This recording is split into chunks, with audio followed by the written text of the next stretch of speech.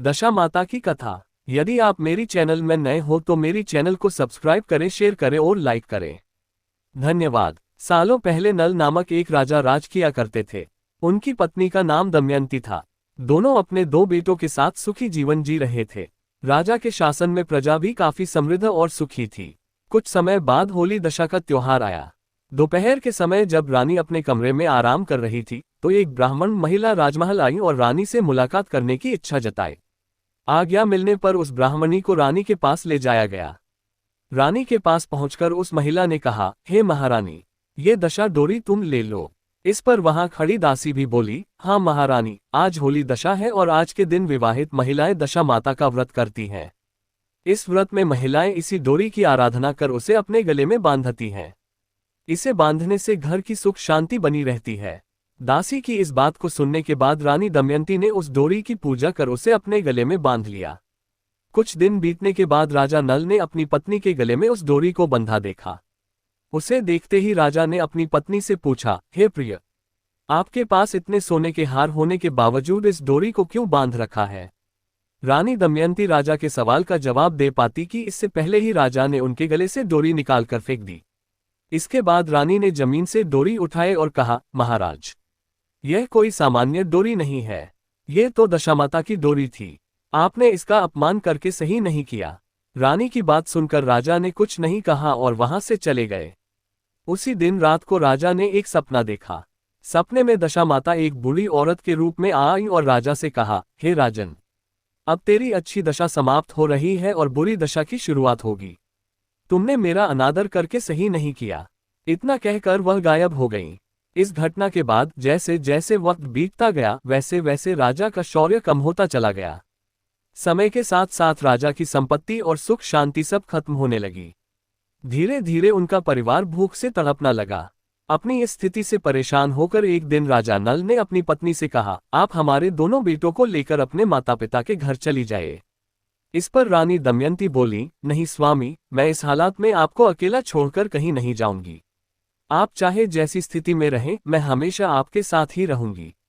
ये सुनकर राजा ने कहा, ठीक है, फिर हम किसी दूसरे देश चलते हैं। वहां हम जीवन यापन के लिए कोई काम कर लेंगे। राजा की बात मानकर रानी दमयंती उनके साथ अपने दोनों पुत्रों को लेकर दूसरे देश जाने के लिए राजी हो गईं। राजा नल जब अपने परिवार के साथ दूसरे देश जा रहे थे तभी उन्हें भील नामक राजा का राजमहल दिखा। राजा नल ने भील के यहाँ अमानत के रूप में अपने दोनों बेटों को छोड़ दिया। इसके बाद वह अपनी पत्नी के साथ आगे का सफर तय करने लगे। कुछ दूर जाने के बाद राजा को अपने दोस्त का घर दिखा। उसे देख राजा नल ने अपनी पत्नी से कहा, चलो तुम्हें अपने मित्र से मिलवाता हूं। कुछ ही देर में राजा अपने दोस्त के घर पहुंच गए। उनके दोस्त ने दोनों का खूब स्वागत किया। फिर राजा के दोस्त ने अपना कमरा दोनों को सोने के लिए दे दिया। राजा और रानी जब उस कमरे में गए तो उन्होंने देखा कि वहां एक मोर की प्रतिमूर्ति पर हीरो से जड़ा सुंदर सा हार टंगा है। उसे देखते देखते दोनों सो गए। बीच रात अचानक रानी की नींद टूटी। उसने देखा कि वह बेजान मूर्ति हीरे का हार खा रही है। रानी ये देखकर हैरान हो गई और उसने तुरंत राजा को जगाया। राजा नल भी इस दृश्य को देखकर दंग हो गए। फिर दोनों ने सोचा कि सुबह होने पर अगर दोस्त ने पूछा कि हार कहाँ गया तो क्या जवाब देंगे। इसी सोच के साथ चोरी के इल्जाम के डर से दोनों रात को ही महल छोड़कर चले गए। अगली सुबह राजा का मित्र और उसकी पत्नी उस कमरे में गए। वहां उन्होंने देखा राजा नल और रानी दमयंती नहीं थे। तभी उसकी पत्नी की नजर उस मोर की मूर्ति पर पड़ी। हीरे का हार गायब देखकर वो बोली, आपके मित्र कैसे निकल हीरे का हार लेकर भाग गए? इस पर राजा के दोस्त ने अपनी पत्नी से कहा, नहीं प्रिय, ऐसा नहीं है। मेरा दोस्त कभी भी चोरी नहीं कर सकता। तुम उसे चोर मत कहो। उधर राजा नल और उसकी पत्नी जब वहां से निकले तो कुछ ही दूर चलने के बाद रास्ते में राजा की बहन का घर आया। राजा ने एक दूत से अपने बहन के घर खबर भेजी कि उसके भैया और भाभी वहां आए हैं। राजा की बहन ने दूत से पूछा कि वह दोनों कैसे हैं। इस पर दूत ने बताया, दोनों पैदल चलकर आ रहे और वो बेहद दुखी भी लग रहे हैं।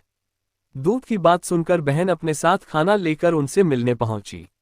अपनी बहन से मिलकर राजा नल ने अपने हिस्से का खाना खा लिया, लेकिन उसकी पत्नी ने अपने खाने को उसी जगह जमीन में दबा दिया। इसके बाद राजा और रानी दोनों वहां से आगे सफर के लिए निकल गए।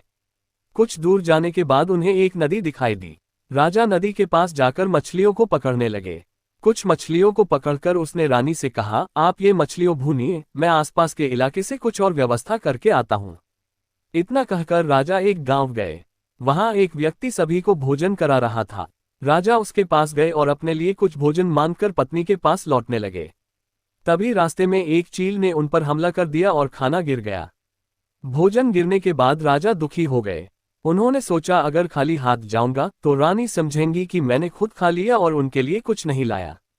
इधर रानी भी जब मछलियां भून रही थी तो वो जिंदा होकर नदी में लौट गईं। ये देखकर रानी भी उदास हो गई। उसे लगा कि जब राजा आएंगे तो मछलियों को न देखकर सोचेंगे कि सारी मछलियां मैं ही खा गई।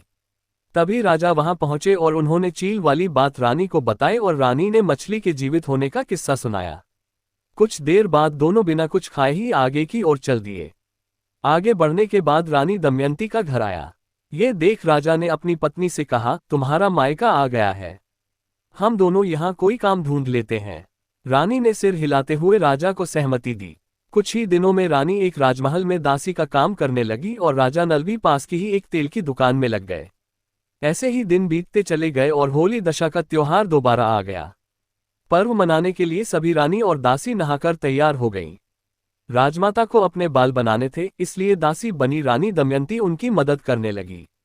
फिर दमयंती के बाल बिखरे हुए देखकर राजमाता दासी के बाल संवारने की कोशिश कर रही थी कि उन्हें दासी के सिर पर एक निशान दिखा। उसे देखते ही राजमाता भावुक होकर रोने लगी। राजमाता को रोता देख दासी ने पूछा, आप भावुक क्यों हो गईं? राजमाता ने जवाब दिया, मेरी एक बेटी है जिसके सिर पर ऐसा ही निशान है। ये देख मुझे उसकी याद आ गई।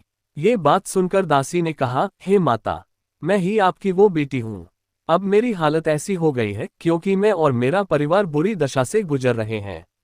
हमें दशा माता का अभिशाप मिला है। ये सुन राजमाता ने कहा, बेटी तूने ये सारी बातें मुझसे अब तक छुपाकर क्यों रखी?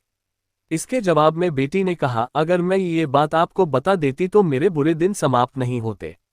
आज फिर से दशा माता का व्रत है और मैं ये व्रत रखकर दशा माता से माफी मांग लूंगी। तभी राजमाता ने पूछा कि हमारे दामाद कहाँ हैं?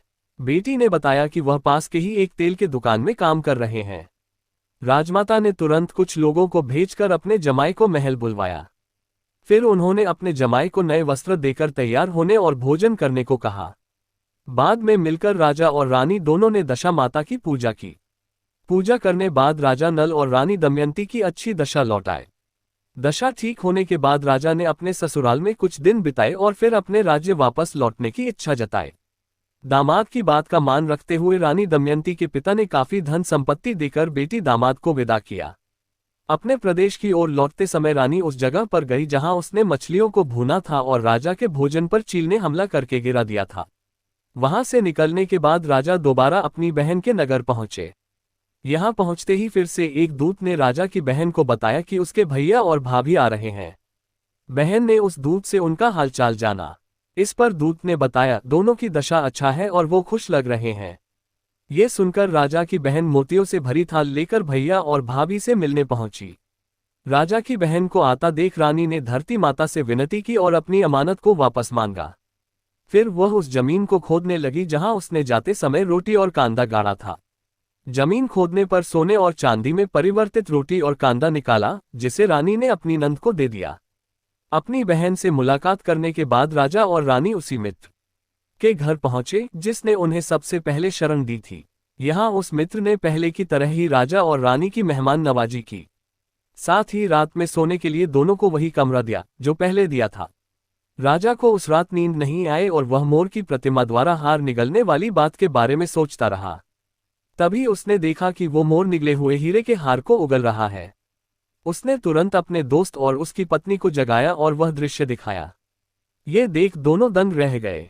तब राजा ने कहा, मित्र, तुम्हारे हार को इस मोर ने खाया था और तुमने सोचा होगा कि इसे हम चुराकर भाग गए। अपने दोस्त को सच्चाई बताने के बाद राजा और रानी महाराज भील के पास पहुंचे और अपने बेटों को वापस मांगा। यहाँ राजा भील ने उन्हें लौटाने मना कर दिया। इस पर गांव के लोगों ने कड़ा विरोध जताया, जिसके बाद राजा भील ने बेटों को लौटा दिया। फिर राजा नल और रानी दमयंती अपने बेटों के साथ नगर की ओर लौटने लगे। अपने राज्य पहुंचते ही वहां के लोगों ने धूमधाम से राजा का स्वागत किया। इसके बाद राजा पहले की ही तरह खुशी खुशी अपने परिवार और प्रजा के साथ जीवन व्यतीत करने लगे। कहानी से सीख। हमें कभी भी भगवान का अनादर नहीं करना चाहिए। ऐसा करने पर बुरे परिणाम झेलने पड़ सकते हैं। पूरी कहानी सुनने के लिए धन्यवाद।